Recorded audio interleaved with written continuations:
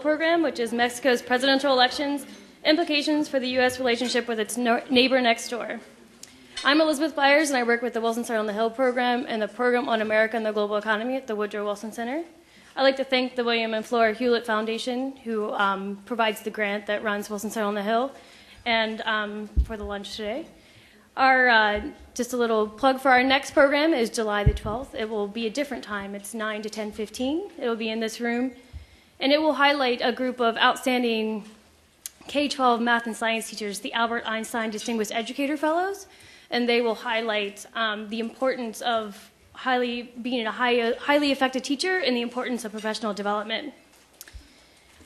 Without further ado, I will turn it over to my colleagues from the Mexico Institute.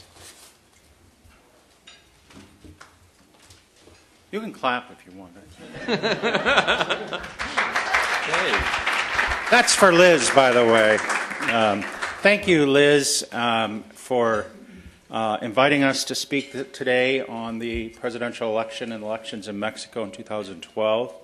I also want to acknowledge our colleague David Klaus, who is also with Wilson Center on the Hill, and he and Liz and Doug. Where did you go, Doug?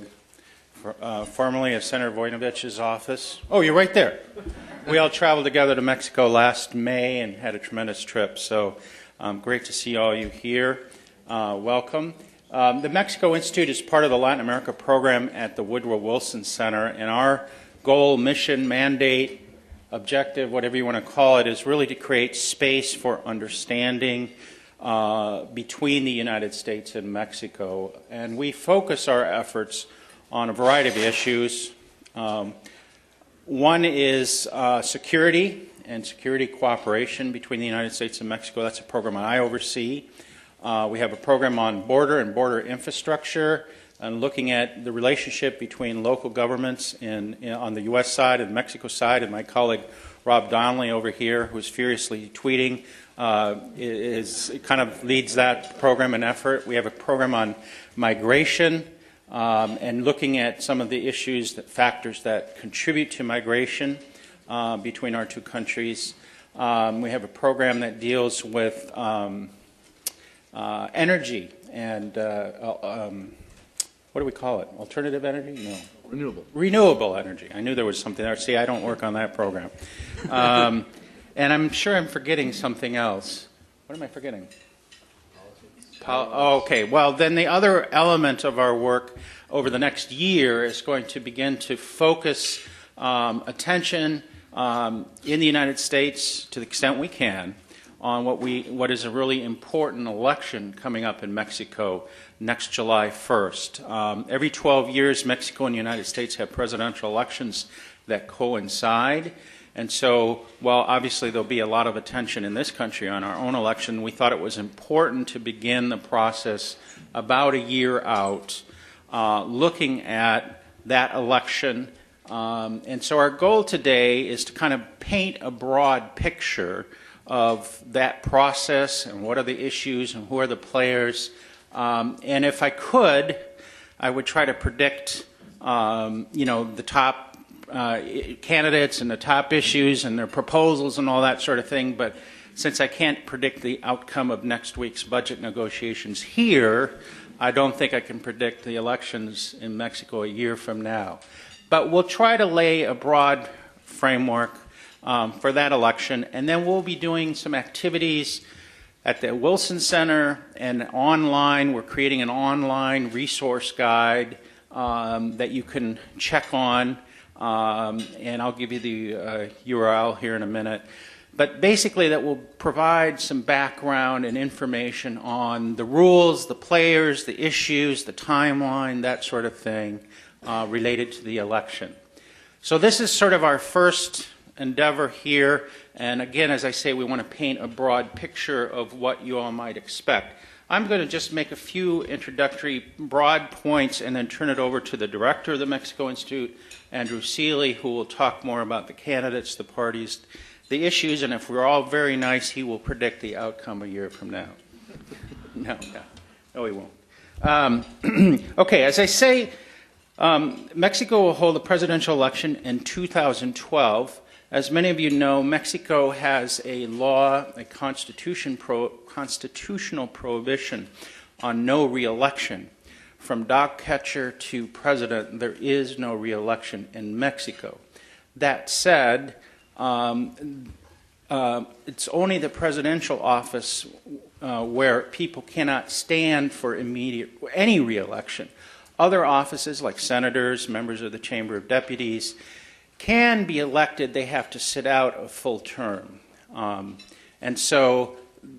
But it's important to bear in mind that this issue of no reelection is very fundamental to the Mexican electoral and democratic process. It's an issue that's being debated. There's a lot of talk about changing no reelection in Mexico as a vehicle for holding public officials more accountable. But as it is now, there's no reelection, and presidential administrations last for 6 years, and it's done. In addition to the presidential election in July 1st, there will be an election of 500 members of the Chamber of Deputies, the lower house, what we would call the House of Representatives. Some of those are elected by direct vote, just like, again, your bosses are here in the United States, and another part of them are elected proportionally, depending on how much each party draws in a particular district. In addition, there are elections for 128 senators, which is not the full Senate. There's election for what is called the head of government of Mexico City. Mexico City, much like the District of Columbia, is not a state, it's a federal district, and so they don't have a mayor, they have a head of government for Mexico City. Mexico City proper has a population somewhere in the neighborhood of 9 to 10 million people. And then 10 states will also hold governor and local elections next July. As a backdrop to that, there's a series of local and state elections that are coming up on the 3rd of July, just over, a week away. There are governorships being decided in 4 states, and normally that wouldn't be, so significant, except that the leading presidential candidate, which Andrew will talk about, from the PRI party, is a sitting governor in one of those states, the state of Mexico. And the state of Mexico is the wealthiest, largest state outside of Mexico City, and if his chosen party candidate wins, it's a good sign going forward for his election next July. So that's why there's a lot of focus right now in the next few days on the governor race in the state of Mexico, because it sort of is a predictor of what one could expect going forward. If outgoing Governor Peña's preferred candidate from his party loses, that's a bad sign for him. If his candidate wins, it's a good sign for him and shows his political strength going forward.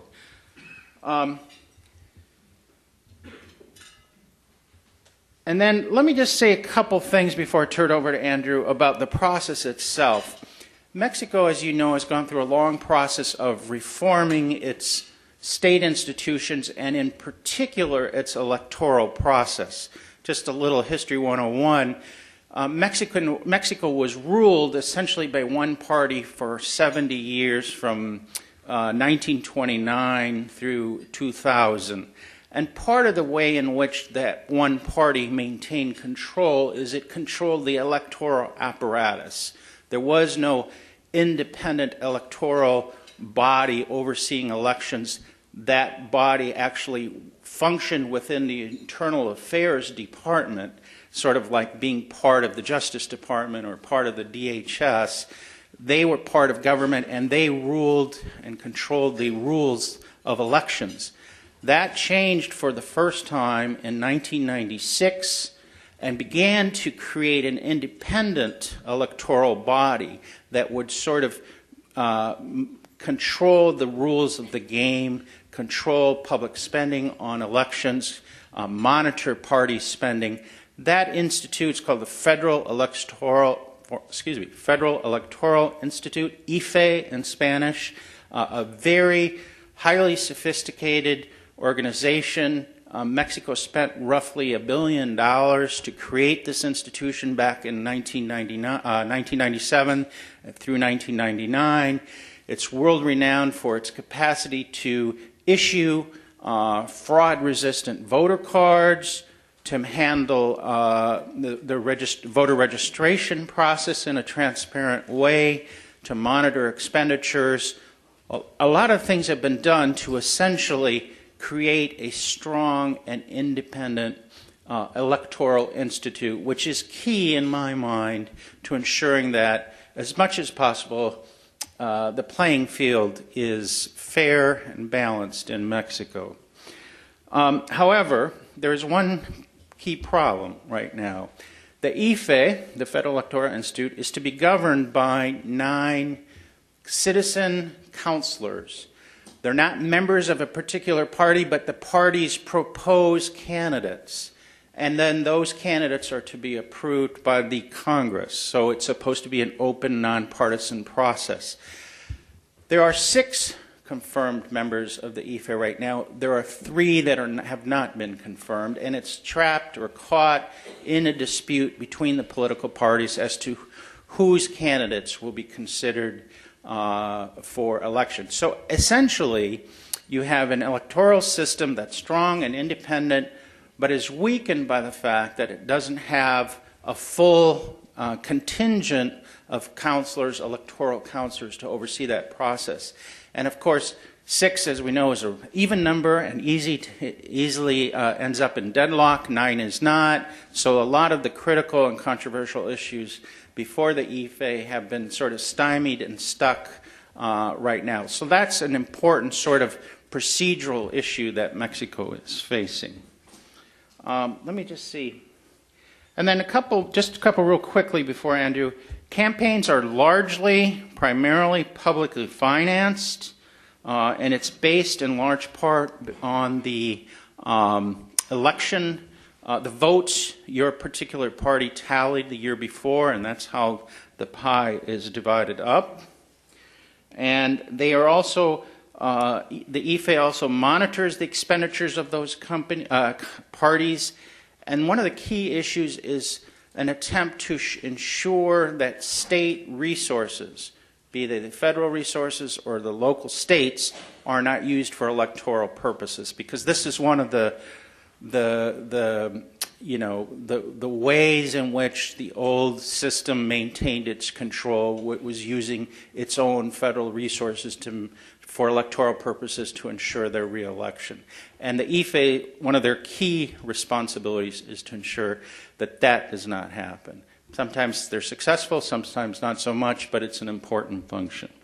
Okay, so that's the broad sort of procedural landscape, if you will, of the elections. And Andrew will talk a bit about the candidates, parties, and issues.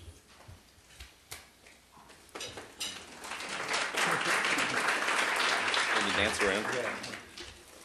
Fortunately, I've brought my crystal ball here.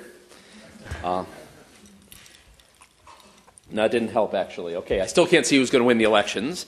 But let me tell you a little bit about what the issues are that are on the table, what could happen, who the candidates are, what the scenarios are, and then what this means for the U.S.-Mexico relationship. Because ultimately, this is, for us, a vital relationship. I mean, Sigrid knows this, representing working with Congressman Reyes on the border, clearly a very vital district for El Paso. But it also is, if you look at, trade statistics for Nebraska or Iowa or Indiana or New Hampshire, Mexico is a vital trade partner. I mean, it's actually the first or second trade partner for all those states, believe it or not, that are far away from the border, and a significant part of exports for those states, as it is for about 23 states. So Mexico is a very important partner. Clearly what happens to Mexico in terms of its stability as a country obviously matters for U.S. security, something Ryan knows a great deal about, and it is something that matters to all of us in terms of our future as a country. This is, needless to say, going to be a referendum on President Calderon. But that's always true in presidential elections. I mean, first and foremost, people vote on how they think the current government's going. Whether or not that president's being reelected, and he can't be in this case, as Eric said, people always look at how the current party's doing. And so I think we're likely to see that being the first question in people's minds. And it's largely on two issues. One is jobs, the economy. Do people think things are moving forward economically? And security, public security. Not so much is drug trafficking going up or down, but is violence going up or down? Do people feel more secure or less secure? And there's good and bad news on both fronts. I would say the good news for Calderon, and it's obviously not where it is today. We're a year out from the election, so it matters, when people walk into the voting booths, what do they think? Mexico went through a very severe economic crisis. This was not the tequila crisis. This was the Budweiser crisis. It was our mortgage crisis that hit Mexico a couple of years ago, minus 7% GDP growth.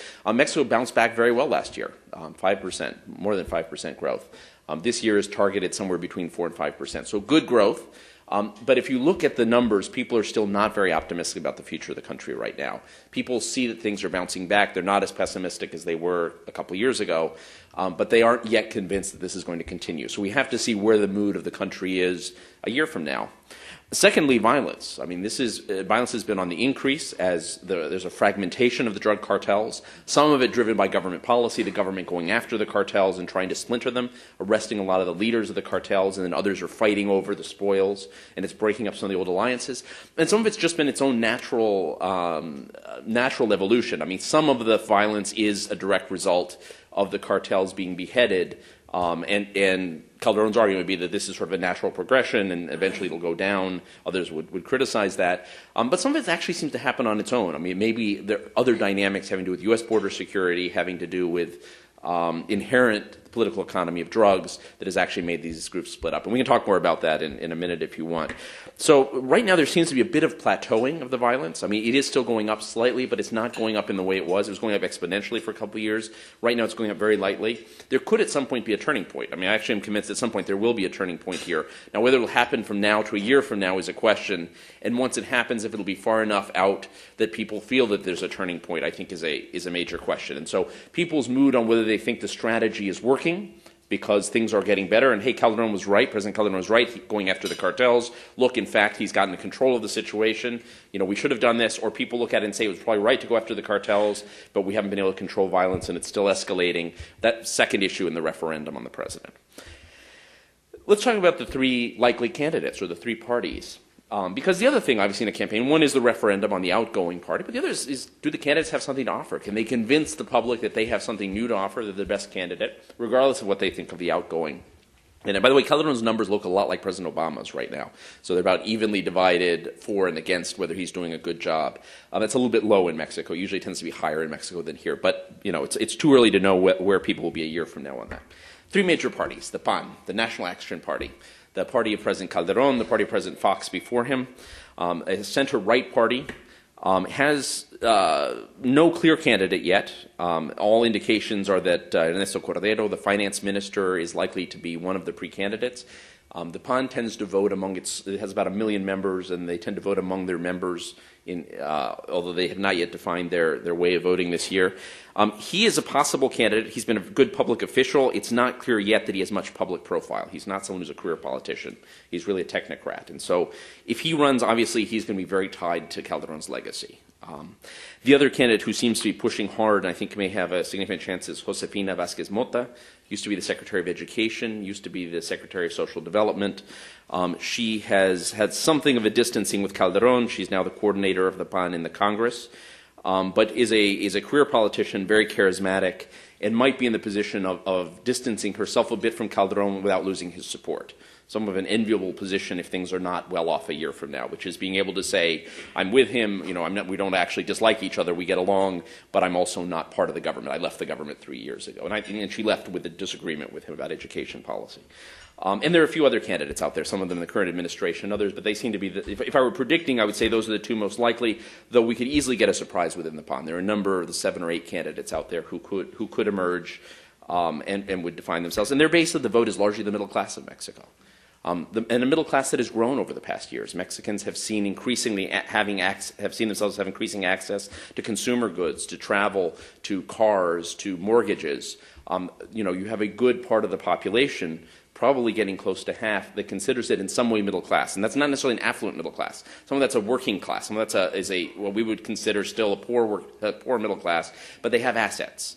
And so they tend to be somewhat conservative about their future. They tend to be more risk adverse in how they move forward, and that's the PAN's base. So if a year from now people say, hey, things are moving forward slowly, that's a group of people that's likely to support the PAN because they're risk adverse, because they want to stay the course. The PRD, the center-left party, Andrés Manuel López Obrador, who was the former mayor of Mexico City, ran last time. He came within 0.5% of beating Calderón. He was actually ahead for a long time in the elections. He has, however, not recognized President Calderón, and that seems to have hurt him in the polls. He said that, I feel I was cheated out of the election. He did a blockade on the main avenue in Mexico City, Reforma, for a long time.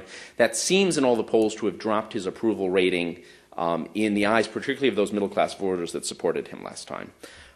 He's been out, however, and I would not discount it because he's been out going to every municipality, trying to get to every municipality in Mexico. He just went to Los Angeles as well. He's trying to be out and actually be present with Mexicans. He's built his own base, and he has the message of change, that things are on the wrong path. Calderón never should have been president.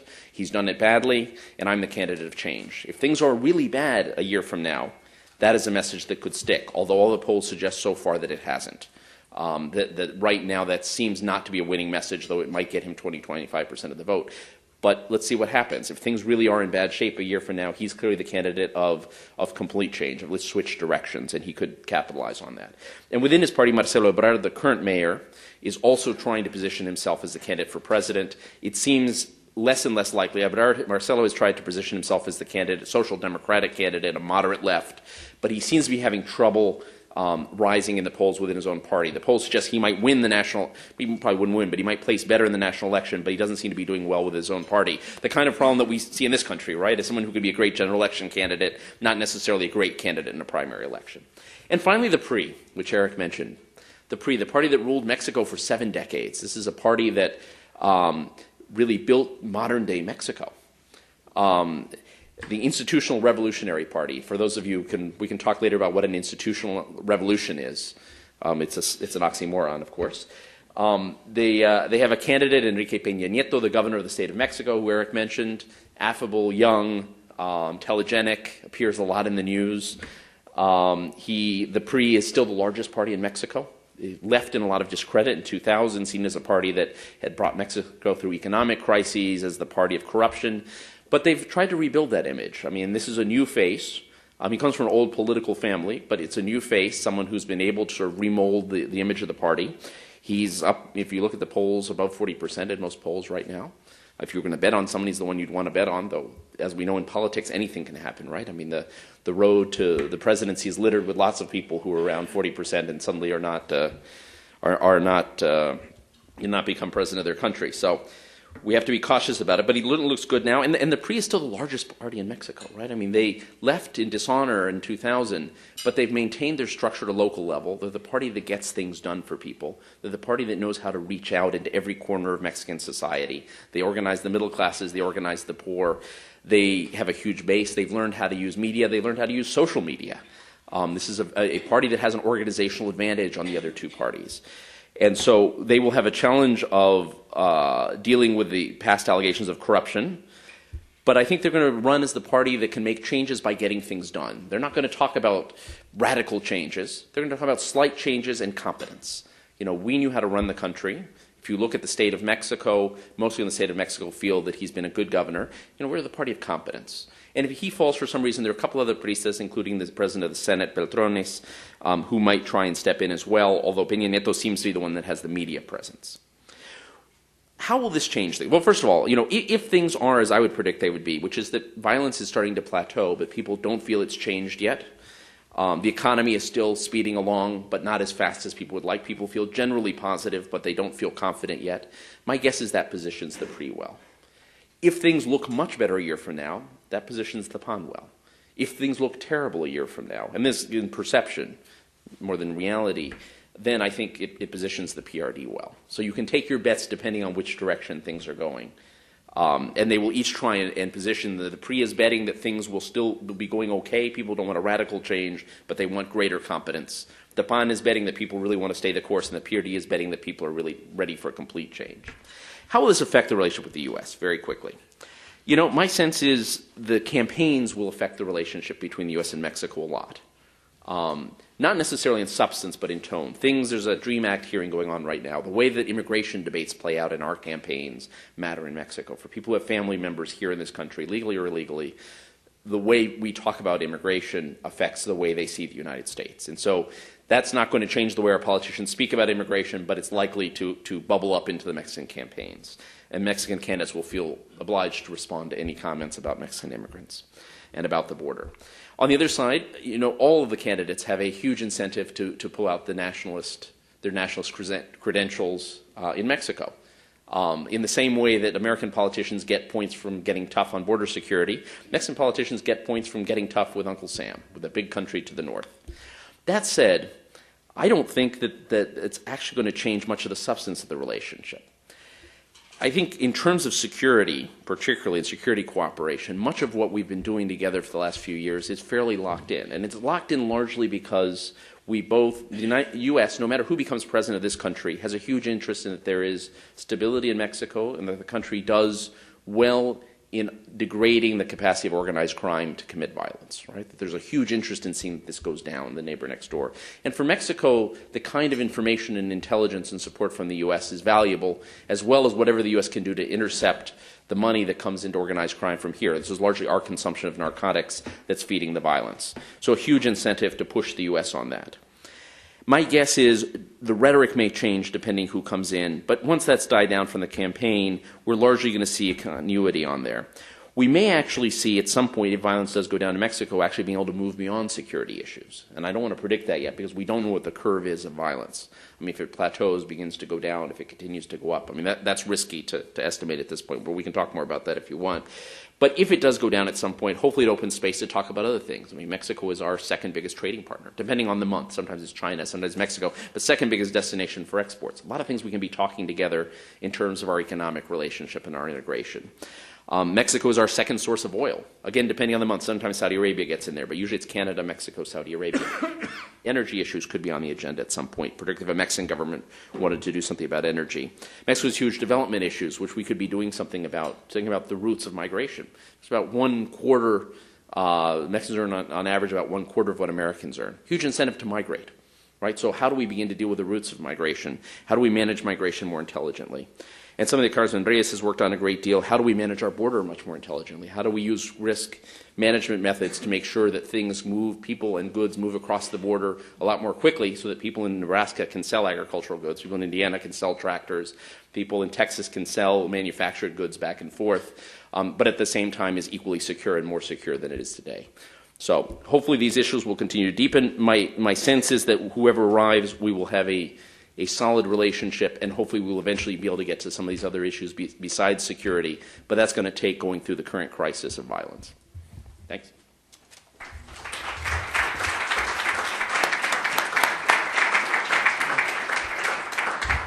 All right, that's just a brief overview. We have about a half hour, more or less, for questions, so have at it. Oh, right here. We have a mic, so if you could give us a sec. Thank you. My name is Alejandro Sendejas, and I am an intern with the office of Congressman Henry Cuellar. Yeah.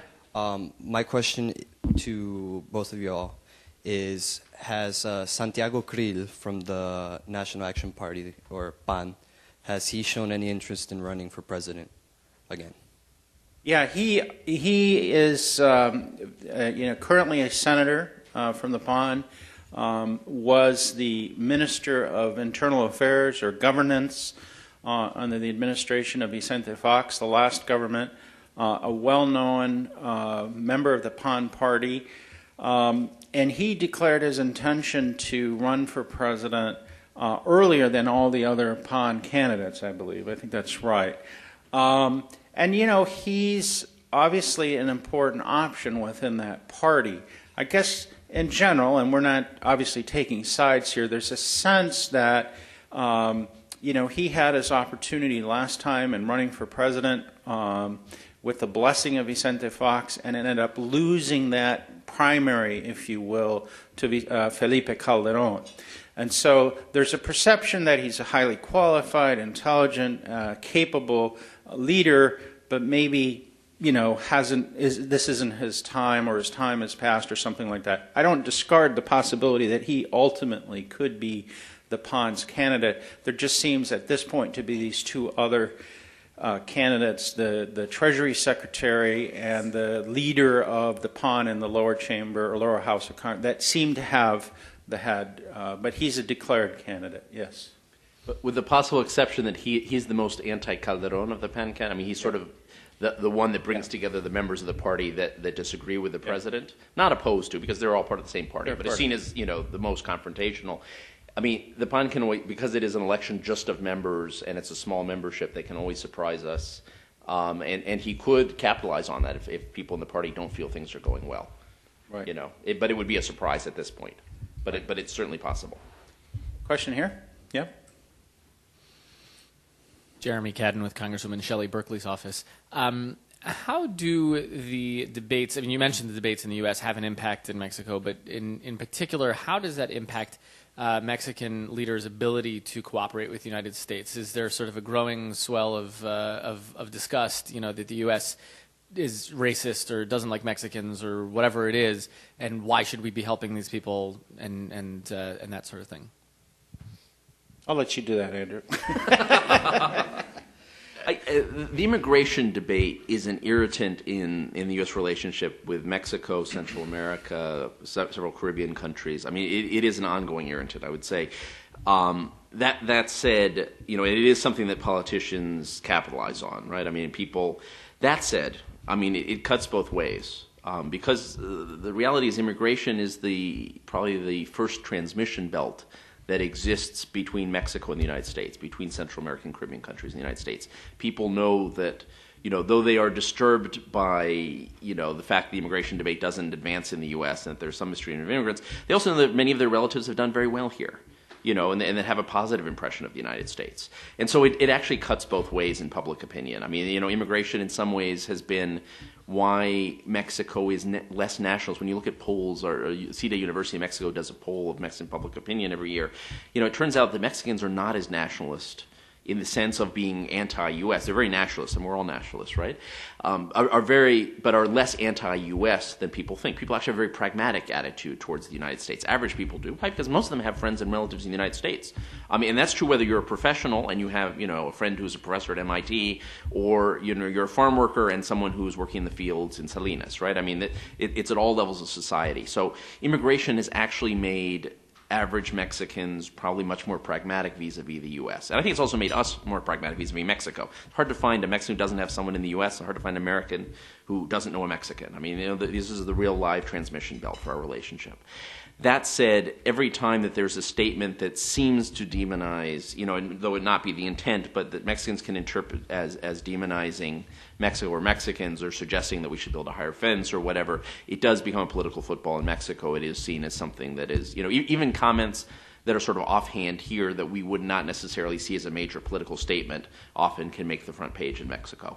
And so, to the extent of, we have a cautionary note. I mean, just know that anything that is said in the U.S. gets echoed back in many other countries around, not just Mexico, in terms of how people perceive us. And it becomes one of those issues that affects our national image. So, but whatever side people are on the immigration debate, I mean, but the way things are communicated and the sense in which we deal with other countries, it certainly makes a great deal of difference. Does it tie the leaders' hands and their ability to cooperate? Not completely, but yeah. I mean, the day that there is some sort of change in U.S. immigration laws, which will happen someday, whether you call it comprehensive immigration reform or change in visa system or whatever, someday we'll get rid of our 40-year-old immigration system, create something new.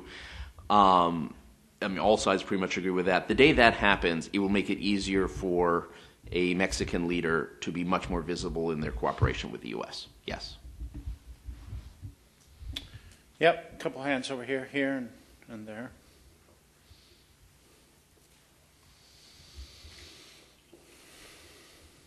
Hi, I'm Robert Palacios. I'm an intern with the Inter-American Dialogue. My question has to do with the candidates' strategies for combating the drug-related violence and other secondary violence that's occurred partially as a result of the drug wars. Obviously, one of the big things that Calderón has done is launching the war against the drug trafficking organizations.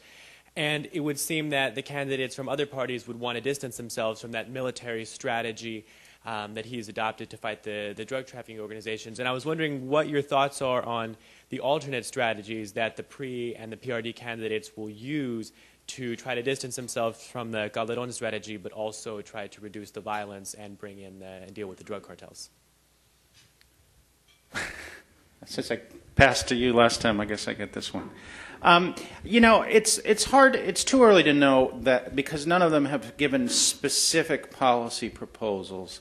Not unlike the U.S., they try to keep the debate broad and not box themselves in on real minute and specific questions. Let me just give you some of the fault lines, the broad fault lines here on these issues. There's been a debate in the media, in the public, about whether President Calderón's strategy of aggressively going after the cartels has been the right one.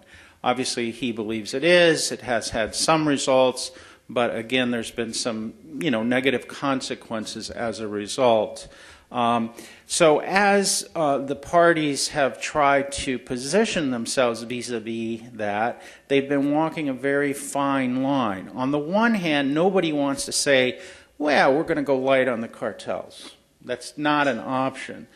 But there is a perception amongst some that the PRI, the old party that controlled the country for 70 years, managed that violence and those cartels by some local arrangements, some local negotiation, and an understanding with organized crime. So on the one hand, the PRI has had to be very careful to state that their commitment is to aggressively confront the cartels. They don't want to leave any perception that they're going to go out and negotiate. So they've been very clear about their intent to continue the struggle. However, they begin to make some nuances in their strategy.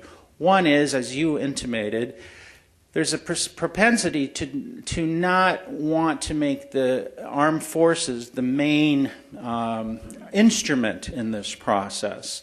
There's a propensity within the PRI in particular to talk about the military's role being very secondary of support of civilian institutions. What that means exactly, I obviously haven't spelled out, but there's a sense in which they want to focus on continuing to build and strengthen police forces, not only at the national level, but at the state and local level, which everyone agrees has got to be a priority. And then they have been bringing up the issue of the weakness of the justice system in Mexico.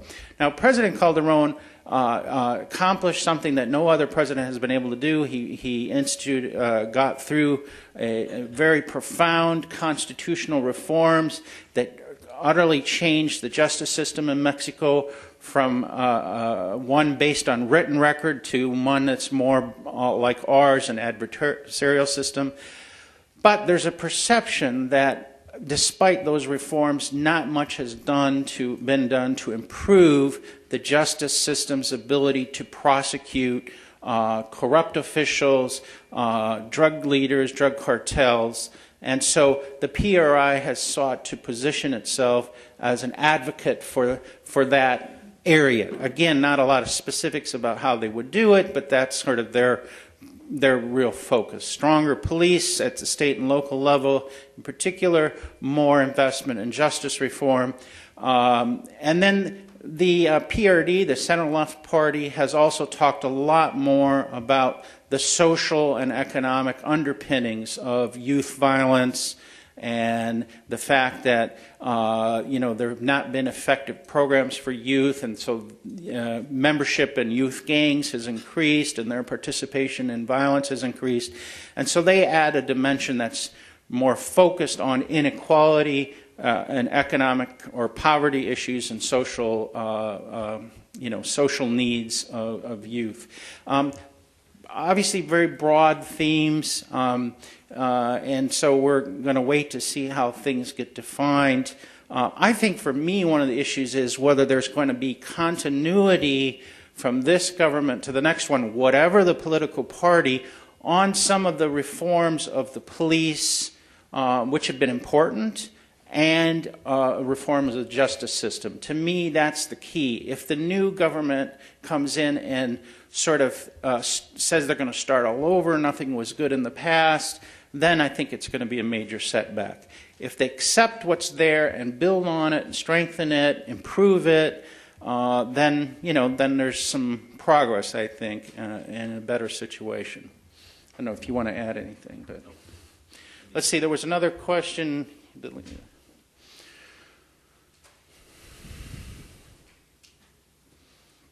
Jennifer Schultes from Congressional Quarterly. I'm wondering, as the candidates start to come forward and the debate starts to unfold, what things the Obama administration should be looking for and worried about in terms of a dialogue that might hinder border security, and also how the Mexico's rules on re-election maybe hold back the United States relationship with Mexico in terms of being able to have a consistent strategy on border security, and whether or not it would be in our interest for them to reform that. Thanks.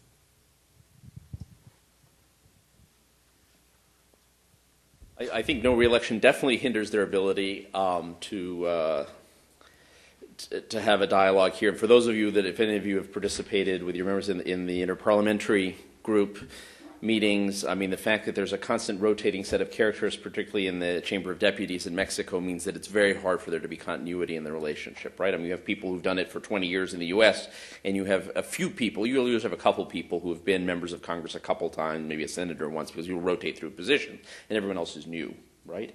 So it's certainly, in terms of, for those that are at the border, it hinders, I mean, El Paso and Juarez, Tijuana, San Diego, to the extent that they can do development projects together, huge hindrance, right? To the extent that the police forces can coordinate on border security, huge hindrance. That said, it's an issue that entirely runs on the course of Mexican politics, right? And it's an emotional issue in terms of Mexico, and will have to be decided on their time.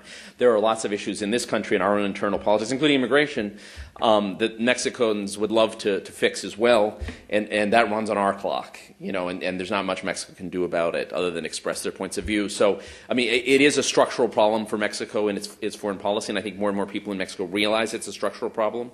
But that said, there's just nothing, that will change in its own time when Mexicans decide to change it. And I think it will change for that reason more than anything else, which is, in the end, there just isn't, for a municipal mayor to serve for 3 years doesn't give you enough time to do serious projects or deal with your accounts, to be a member of Congress, to build the kind of international relationships that you need to build. On the other question, my sense is that no matter who wins, I think there's going to be a fluid relationship with the U.S. The political tone will change. Certainly Andrés Manuel López Obrador has been clear he wants to take a tougher stand with the U.S., the PRD candidate. I think we're going to see the candidates from the PRI and the PAN also talk about taking a tough stand with the U.S. But in terms of actual cooperation, I don't think it's going to vary a whole lot. And a lot of things, that in general, it's useful to think about the relationship on two levels. There is a very operational level where people work day to day with each other on very practical issues, right? Particularly in the security sector. I mean, there's a huge day-to-day engagement going on that's been growing over time. And as people share information and that information is used wisely and correctly by the other side, it creates a virtuous circle where people keep doing that. And we had a great conversation with a group of police officers. These weren't federal folks. Well, there were a couple of federal folks, but there were a number of sort of local cops, local police officers in San Diego who work with Mexican counterparts. About a year ago in San Diego, said, have you seen your relationship develop with your Mexican counterparts? It's about 10 folks in the room, frontline law enforcement folks. And they said, yes, very much so. This is a relationship that is developing on a day-to-day level. The political relationship, however, goes up and down a lot, right? It's going to go down probably during the elections. I mean, I can't see much other way that people aren't going to say things here that offend people in Mexico, and people in Mexico aren't going to want to wrap themselves in the flag. I mean, this is going to happen on both sides. But the political level relationship will go up and down, but my guess is the incentives are there for cooperation to continue to deepen on a range of areas. And that's true on border coordination as well as security. It's even true on trucking, which we've seen a partial resolution happen. happen in this country. You know, I think the thing we keep coming back to is that there's such a level of interdependence between the two countries. It's a truism that, you know, as Andrew says, the rhetoric may go up and down, and there may be accusations on both sides, but the truth of the matter is that there's an enormous amount of economic integration, cultural, historic integration, even, you know, just real, the relationship that's been building up between local, state, and federal authorities that bring the two countries together. So there will be undoubtedly bad moments in terms of the campaigns and the rhetoric on both sides. Let's be clear about that. But overall, we think that the relationship is basically a strong one, and there's too many shared and mutual interests to have it revert to some kind of, you know, broken relationship that none of us can really afford. Let me throw out one caveat maybe that we should add. I mean, there are events that could drive changes in the relationship, more than I think candidates. I mean, a killing of migrants by Border Patrol agents. I mean, it's happened. It's been managed. That kind of thing is emotional in Mexico.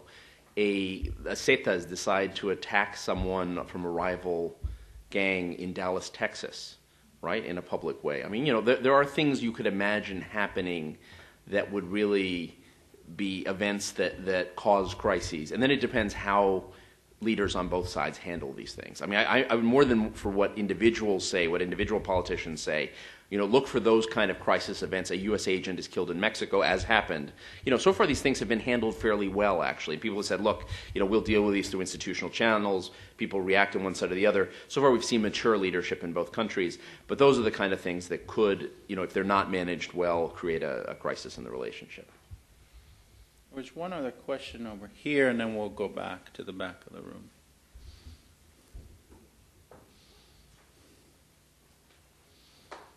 So Carlos Slim obviously controls a lot of the Mexican economy, but traditionally in Mexico, opposition to monopolies has been a pretty big vote getter. So how will Calderon's campaign against Carlos Slim's monopolies and Carlos Slim's support play into the elections? Well, I don't know if you're better positioned. I mean, I think, you know, this is one of those issues that is hotly debated and never quite resolved in Mexico. There was a competitiveness bill passed through Congress in Mexico recently, right? Not that long ago, in the last 6 months, that made some steps towards increasing competition within the economy. But there are some clearly, what do we call them, gorillas in the room or white elephants that are just tough to deal with. And it has to do with, you know, large monopolies of the telephone sector. You know, essentially a monopoly in media and TV. Now, it turns out that some of these titans of the economy are beginning to compete against each other. And maybe the byproduct will be more competition. But clearly these are industries, sectors of the economy that are having an enormous impact on public debate around issues. You know, there's a real issue around the role of the TV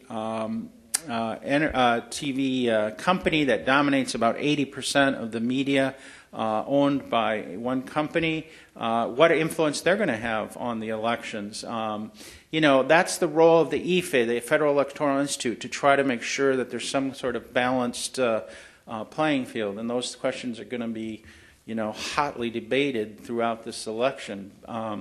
But I don't know what I can say beyond that. I think it would, you know, be wildly optimistic to think there'll be any, you know, fundamental change in those large enterprises that will somehow magically open up the Mexican economy and those industries going forward. Mexican industry, this is just a highlight, I know you didn't raise this, but Mexican industry and economies are now becoming global players.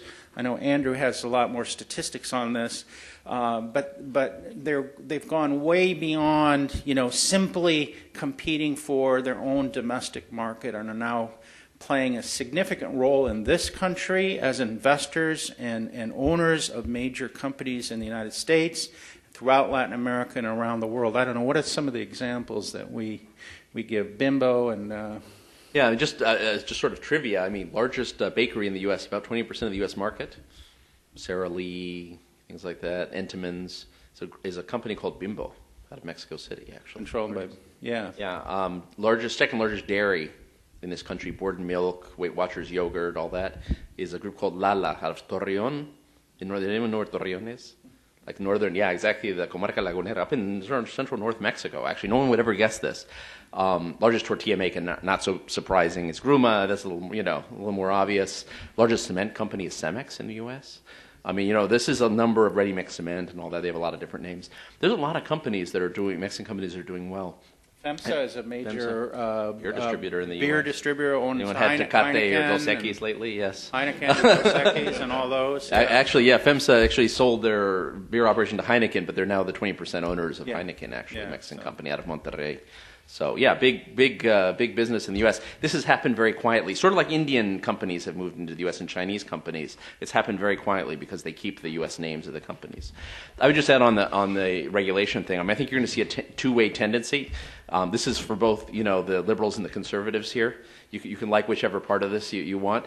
You'll see that Mexico is both overregulated and underregulated.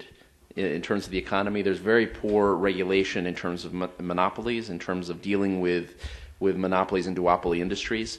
But there's a huge overregulation in terms of requirements and paperwork, right? So there's a lot of rent seeking. There's a lot of way of basically taking money out of companies and making it hard to innovate and be entrepreneurial. So there's sort of a dual challenge. How do you both get rid of some of the ridiculous regulations that aren't needed, but actually put teeth in some of the regulatory agencies that make it much more competitive economy? Right. Okay, there was a question back here? Or did you already forget it? Claire, I'm sorry. Question here. Hi, my name's Ashley, and I'm an intern for the Wilson Center. And thumbs up. Wilson Center.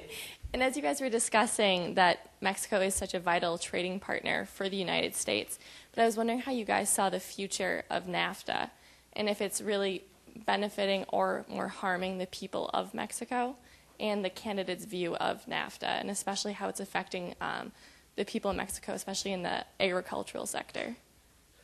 I would say NAFTA probably had a globally positive and overall good, positive effect for Mexico, but some specific negative effects, right? Particularly in agriculture. I mean, there were some sectors that probably were hit very hard by NAFTA, and particularly small-scale farming, so some of the poorest farmers. Overall, however, I mean, at the time it went into effect, it gave a boost to Mexico's economy, increased investment, increased market access to the U.S., which allowed production to go up, and it got Mexico out of an economic crisis. It also had some problems, though, in financial liberalization, which was not done very well, and so there was a crisis around the liberalization of the market. So overall good, but definitely some adjustments that were not positive along the way. My guess is at this point, though we love beating a dead horse in politics always, I mean, NAFTA is probably largely irrelevant for both countries, other than is that most of what NAFTA did is done, right, in terms of trade access. There are other agreements like GATT that have become much more important along the way. And so the question is really, what do we do now with each other, right? And one of the things we keep arguing is we almost have to have a post-NAFTA debate, and we keep coming back to, is NAFTA good or bad? Well, NAFTA is there, I mean, you can line up on either side if you want, right? But NAFTA is there. It's mostly done what it's going to do. And the question is, what do we do? What are the complementarities in our two economies? And one of the things we're finding, we're about to do a publication on this, what we're finding actually a lot of what we call trade between the two countries is actually joint production. We think it may be as much as 40% actually of what we're calling trade is in fact intra-firm trade or intra-industry trade, where people are actually building a car and they're building parts of it in different places, and that's actually going back and forth across the border. Much of what's happening, and what that tells you is this is not your traditional trading relationship as is with China, for example, where there is sort of a, one country produces something and sends it to the other. This is actually, and may or may not displace workers. If a factory moves from one place to another, it displaces workers. In fact, what we're seeing is joint production. If the U.S. economy does better, the Mexican economy does better. If the Mexican economy does better, the U.S. economy does. And that actually lays out a whole different set of issues, right? I mean, it turns out there's about 40% actually of U.S. manufactured goods in Mexican exports to the U.S. 40%. We haven't gotten the figure yet on the other side of the border. But that tells us about 40% we're actually talking about goods that are going back and forth in joint production of some sort. And the other 60% probably is real trade produced in the other country. So the question becomes, how do we manage this together? What do we do that are sort of joint policies? And some of this is being exported to the rest of the world as well. So what do we do together in terms of trying to find ways that benefit both our economies? Beyond trade, there's also the whole issue of harmonization and bringing, procedures and all kinds of regulatory things together in Mexico that affect trade indirectly, but it's certainly an area where there's a lot of discussion. Sanitary standards, for instance, healthcare standards, all those kinds of things where there's more harmonization. They're not being integrated directly, but there's kind of shared standards, shared understandings of various elements of the economy, of what the government does. And that's an important aspect. Probably have time for two more questions.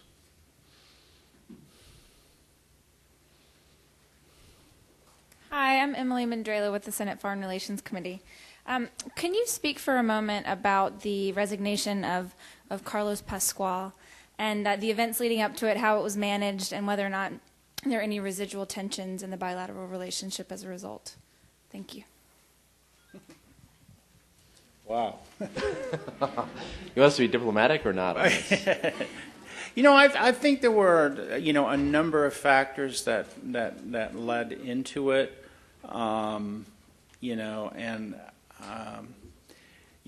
without trying to take sides here in any way, I think there was concern in Mexico when WikiLeaks came out, and some of what was revealed on those cables, which personally I have not read, but there's a sense in which either people were offended by it or felt it was inaccurate or unfair or something. So there was that perception that as a result of that. There was another perception out there that Ambassador Pascual was subtly somehow favoring the PRI party, was building, contacts and relationships with the PRI, maybe, in anticipation of the election results in 2012. So that was a perception, again, I underscore there. And then there was also a perception, maybe even reality, that, that he was passionate about his job and was out there talking to people and focused more on the specifics of the his priorities for the relationship, and didn't maybe pay attention as much to the sort of the ceremonial, the afternoon and evening cocktail circuit and those sorts of things, so that he wasn't visible to some people who normally would want to have that kind of contact with the ambassador. I don't think it was any one thing, but it was a combination of all these things, and he lost the confidence of President Calderon. Clearly, President Calderon was displeased for whatever reason. I wouldn't hazard a guess as to which one of these bothered him most. But, it contributed to a situation which Ambassador Pascual felt was untenable, and that the relationship was being reduced to him and his support or lack thereof. And he said publicly, he said to us that he felt the relationship should not boil down to one person. It should be more this multi-leveled relationship that we've been discussing. And so he felt the only, the only productive thing he could do was sort of remove himself and allow the relationship to grow as in these various areas we've discussed. I don't know if you want to say anything else, but. Well, let me add to it. I think there's, if you talk to other Mexican cabinet officials, my sense is that he was seen incredibly well by his counterparts in Mexico. I think we were with one Mexican official who told us, in confidence, this is the best ambassador he's ever worked with. He was really highly respected. For whatever reason, the relationship did not flow with the President of Mexico. The President of Mexico chose that as a battle line to pick. You choose your battles. in diplomacy. He thought that was one worth picking. My sense is that the U.S. government has decided to nominate a new ambassador rather than showing displeasure because they feel that that it's such an important relationship. You really need to have an ambassador in place. Let's not get caught up in the small stuff. Let's look at the big picture. That said, obviously, a conflict like that leaves some residual in the relationship. So, we have time for one more. One more question? Sure.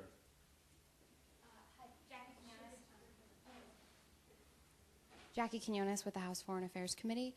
Coming back to this relationship, Jeremy Cadden just asked about Mexican officials feeling like their hands are tied based on the rhetoric in the United States. And I'm wondering, talking about the ambassador and his resignation, if in fact the whole election limits the United States a little bit in what we feel we can say to them. I mean, we weren't going to express our displeasure about the ambassador. This relationship is too important. But then on other areas, like how they're doing with the judiciary reform, it's sort of stop and go. It's not moving that quickly, and it really limits with how sensitive they will be over the next year. Do you think this really limits our ability to be honest with them about the things that we expect and that we might not be seeing? I think it limits what can be said sort of publicly and how out front U.S. officials can be, because the U.S. doesn't want to be, the issue debated in the Mexican presidential election. It's not a good idea. However, and I can say this, because last week Andrew and I were in Mexico City and we had a bunch of meetings, including some at the embassy. There's no question in my mind that on the substance of the relationship, you mentioned judicial reform, the U.S. is fully engaged, fully moving forward, even pressing, and I mean that in a good sense, Mexico on some key issues related to judicial reform. I don't see them backing off necessarily. I just think they're being, careful, being courteous, keeping it on the radar, and keeping it within the limits that the Mexican government and Mexican authorities have set. To go beyond that, to become sort of a bully pulpit, to preach at the Mexicans that they should do more here or there or the other. It's never a good idea, obviously, but at this particular time, heading into a presidential election, I think would only backfire and cause more problems for the U.S., for the relationship, and actually for Mexican authorities who want to do the right thing. So, it's sort of that nuanced, move forward, do things, but do it in a very careful way that's not going to make it, you part of the presidential election in Mexico. I don't know if you want to add anything to that. Do you want to make some concluding remarks, correct us any way you want? I could never. I do want to give a big thanks to Andrew and Eric for the great discussion they've given this afternoon.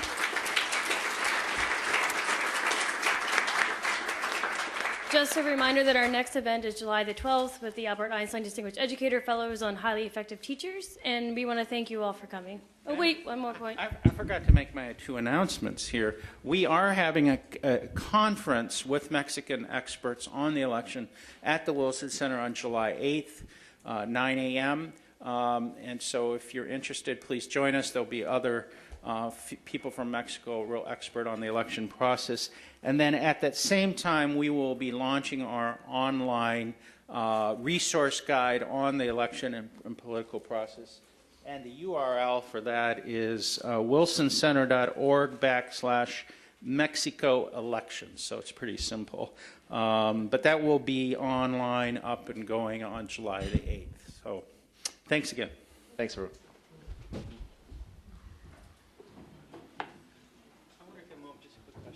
Yeah, sure. Hi, my name is Ben Edwards. Hey. Oh, great. Hey, you mentioned briefly. Oh, great. Who do you work for? For the chance.